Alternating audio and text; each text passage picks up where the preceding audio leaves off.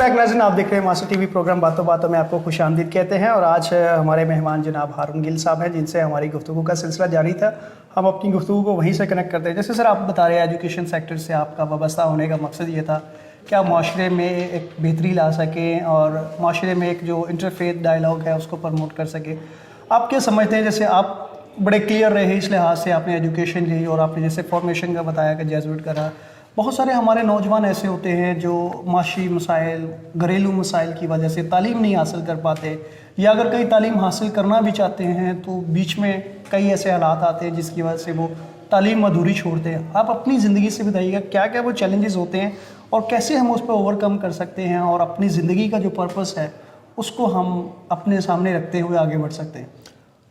अयास, मेरा ख्याल ये है कि तालीम हासिल करना, ऑफ कोर्स सबसे पहली बात ये कि आपके अंदर एक जज्बा होना चाहिए, एक पैशन होना चाहिए, एक डिज़ायर होना चाहिए कि आपने पढ़ना है। मुझे ये बताते हुए कभी इस बात पे ना तो मैंने कभी शर्म महसूस की है और ना मुझे कभी कोई शर्मिंदगी हुई है कि मेरा बाप एक ड्राइवर था। सही। और मैं एक आम बंदा हूँ, मैं लाहौर में पला बड़ा एक आम बंदा हूँ, तो लेकिन ये कि मुझे पढ़ने का शौक़ था। सही। और मैं पढ़ता रहा, ठीक है ना। अब मैंने पढ़ता मैंने एमफिल कर लिया, ठीक है। मुझ में एक ख्वाहिश होनी, एक पैशन, एक यर्निंग, एक लॉन्गिंग, वो होना बड़ा ज़रूरी है। सही। और उससे भी शायद अहम सवाल ये कि इस चीज़ का सवाल का जवाब तलाश करना कि मैं कौन हूँ, मैं बिल्कुल एक अगर जब मुझे अपनी सेल्फ आइडेंटिटी का पता है कि मेरी शनाख्त क्या है, मैं ज़िंदगी में क्या करना चाहता हूँ, मेरी ज़िंदगी का मकसद क्या है, मेरे फीलिंग्स क्या हैं।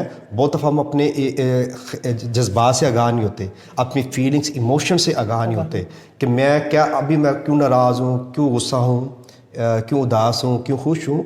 अगर हम अपने आप से आगाह हैं, अगर मैं अपने आप से आगाह हूँ, अपनी फीलिंग से आगाह हूँ, अगर मैं अब ज़िंदगी के मायने तलाश करता हूँ, अगर मुझे ज़िंदगी की मीनिंग का पता है, मुझे ज़िंदगी के मकसद का पता है, अगर मैं इस चीज़ को जानता हूँ कि मैं कौन हूँ, तो आधे से ज़्यादा मसला हल हो जाता है। सही। एक नंबर दो, जो ये बहुत बड़ा मेरे लिए भी मसला रहा, लेकिन मैंने इस पर काफ़ी वक्त लगा।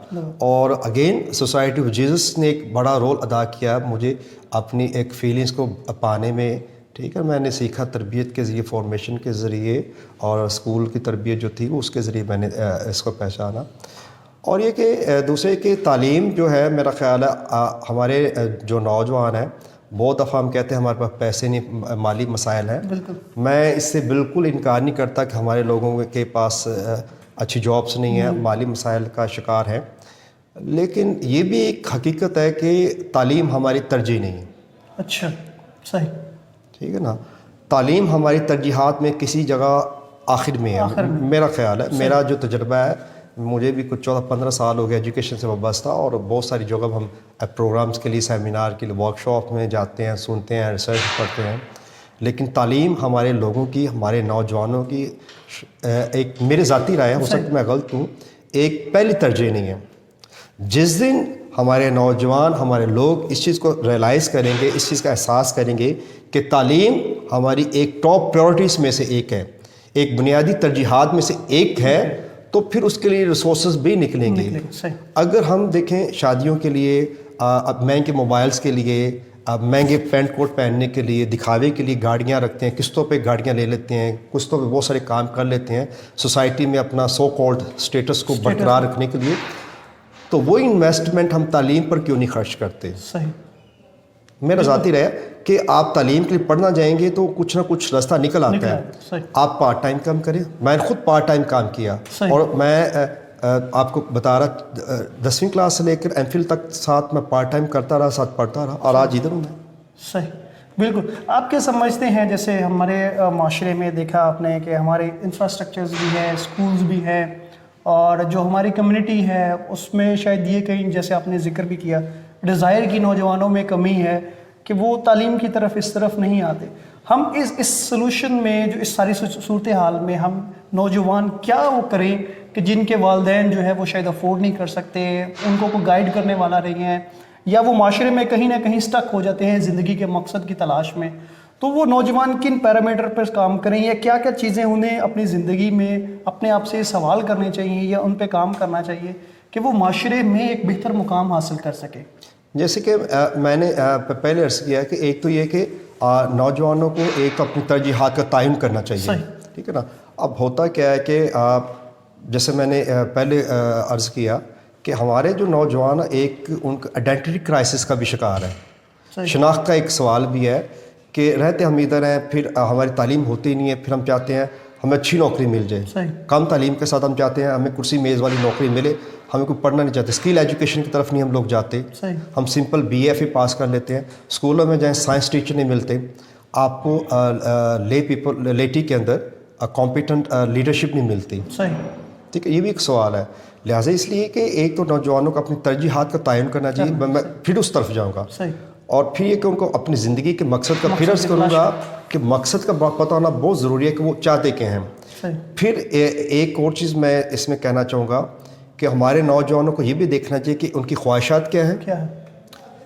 دوسری خواہش تو میری ادھر ہے، لیکن دوسری طرف ان کو یہ دیکھنا چاہیے کہ میری ابیلٹی کیا ہے. خواہش میری ادھر ہے، خواہش ہم کہتے ہیں ڈاکٹر انجینئر ہی بننا چاہتے ہیں، لیکن ابیلٹی میری ہے کہ میں شاید اتنا پڑھ نہیں سکتا، میری پڑھنے کے میرے گریڈس اچھے نہیں، ایک ہی ہے. پھر یہ بھی دیکھنا چاہیے کہ میرے فائنینشیل ریسورسز کیا ہیں، ٹھیک ہے نا، اور اس پہ جو ریالٹی کی کس طرف ہے، اس پہ خرچہ کتنا آ رہا، اور ریالٹی میں میرے پاس حقیقت میں میرے پاس کیا ہے، ٹھیک ہے نا. تو لہٰذا ضروری ہے کہ ہمارے نوجوانوں کو اپنی جو تعلیمی قابلیت کو مد نظر رکھتے ہوئے، اپنے زمینی حقائق کو، اپنے مالی وسائل کو مد نظر رکھتے ہوئے، اپنی خواہشات کے اوپر ایک حقیقت پسندانہ خواہشات کو مد نظر رکھتے ہوئے فیصلہ کرنا چاہیے، نہ کہ جذباتی ہو کر، نہ کہ دوسروں کو دیکھ کر فیصلہ کرنا چاہیے، بلکہ خود سے دیکھنا چاہیے، خود سے فیصلہ کرنا چاہیے کہ میرے لیے کیا ٹھیک ہے. اس کے ساتھ ساتھ وہ میرا خیال ہے کہ وہ دیکھ سکتے ہیں کہ جیسے آپ کی طرح کوئی دوست ہیں معاشرے کے اندر، آپ جیسے اچھا کام کر رہے ہیں، وہ بہت سارے لوگ ہیں، ان کے پاس کریئر کاؤنسلنگ کے لیے جا سکتے ہیں، صلاح مشورے کے لیے جا سکتے ہیں. ہمارے بہت سارے فادر سسٹرس یا کچھ مذہبی رہنما دوسرے چرچز میں بھی ان سے مشورہ کر سکتے ہیں، سینئر لوگوں کے پاس جا سکتے ہیں، کالج یونیورسٹی کے کسی پروفیسر کے ساتھ ان کی سلام دو. یہ ایک بات کرنے سے ہے، بالکل نیٹ ورکنگ آپ کو ڈیولپ کرنی ہوگی. ایک اور پرابلم یہ کہ ہم ہمیشہ سمجھتے ہیں کہ جو مدد ہے وہ صرف پیسے کی ہے، صرف پیسہ دینا یہ ایک ہیلپ ہے، لیکن میں سمجھتا ہوں کہ اچھا مشورہ دینا، صحیح راستے پہ ڈالنا، صحیح ٹریک پر ڈالنا، اس سے بڑی مدد بھی کوئی نہیں ہے. آپ کسی کو صحیح راستہ دکھا دیتے ہیں کہ جناب یہ آپ کا راستہ، اس راستے پر چل کر آپ منزل کا تعین کر سکتے ہیں، تو یہ اس سے بڑی خدمت کوئی نہیں ہے، بالکل صحیح، اس سے بڑی ہیلپ کوئی نہیں ہے. میرا خیال ہے کہ بہت دفعہ کہتے ہیں اس نے میری کیا مدد کی. تو مدد یہ کہ جب آپ بندہ آپ کو اپنا ٹائم دیتا ہے، اپنی ایکسپرٹیز آپ کے ساتھ شیئر کرتا ہے، تو وہ ایک بہت بڑی ایک مدد ہوتی ہے، جو لوگوں کو یہ بھی سمجھنا چاہیے کہ یار ایک بندہ ہمیں صحیح مدد دے رہا ہے، ایک راستہ بتا رہا ہے.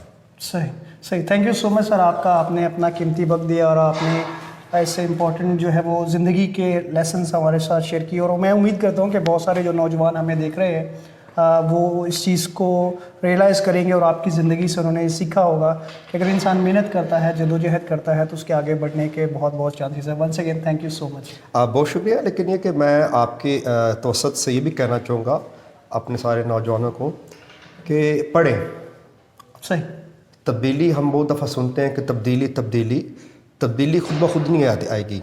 علامہ اقبال کہتے ہیں نا کہ وہ ایک شعر، خدا نے آج تک اس قوم کی حالت نہیں بدلی جس کو خود بھی اپنی حالت کرے. تو خدا اس انسان کی بھی حالت نہیں بدلتا جب تک. پھر ہم وہ کہتے ہیں خدا ان کی مدد کرتا ہے جو اپنی مدد آپ کرتے ہیں. تو جب تک ہم اپنی مدد خود نہیں کریں گے تب تک ہماری مدد کوئی نہیں کرے گا. لہٰذا تبدیلی سے ایک عام لفظ انگریزی میں کہتے ہیں چینج، اور چینج سے بھی گہرا لفظ ہے ٹرانسفارمیشن. تعلیم ہی ایک راستہ ہے جو کہ مسیحی قوم کا، پاکستانی قوم کا، پاکستان معاشرے کی قسمت بدل سکتا ہے. اور نہ صرف سادہ تعلیم بلکہ ہمیں اسکلفل ایجوکیشن کی طرف جانا چاہیے، ٹیکنیکل ایجوکیشن کی طرف جانا چاہیے، جو کہ پریکٹیکل ہو، جو کہ پریگمیٹک ہو، جو کہ ہماری ہیلپ کرے، ہماری جابس میں ہماری ہیلپ کر سکے، اور پریکٹیکل ہو جو ہمیں فائدہ دے سکے. اب وہ دور گزر گیا کہ سادہ تعلیم حاصل کرتے تھے، کمپٹیشن دنیا بہت آگے چل گئی ہے. تو میں یہ کہنا چاہوں گا ہمارے نوجوان پڑھیں، تعلیم حاصل کریں، لیکن ایک میننگ فل تعلیم حاصل کریں، ایسی تعلیم جو ان کو پریکٹیکلی ان کو ہیلپ کر سکے.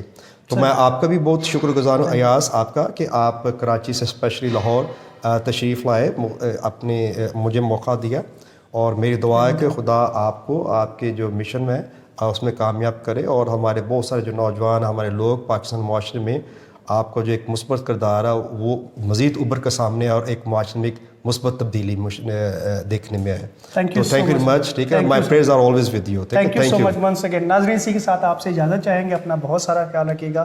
آپ سے ملاقات ہوگی اگلے پروگرام میں ایک نئی شخصیت کے ساتھ. Thank you so much. Thank you.